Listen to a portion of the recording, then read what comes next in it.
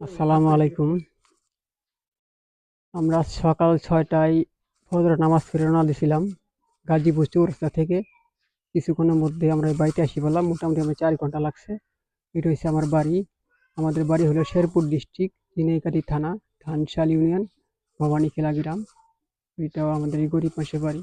দেখেন, যাবার সময় আবার এই বাইক দিয়ে আমি আর শাকিল আসছি। এই যে আমার বাড়ি ঘর অবস্থা দেখেন।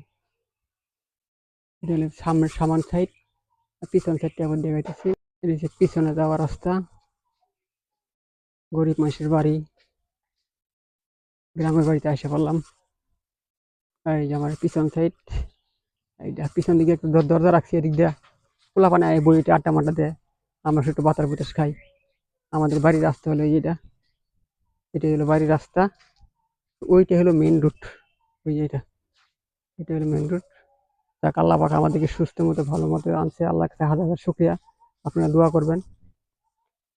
ভিডিও যদি ভালো লাগে অবশ্যই একটা লাইক একটা শেয়ার দিবেন। আসসালামু আলাইকুম রহমতুল্লাহি ওয়া বারাকাতুহু।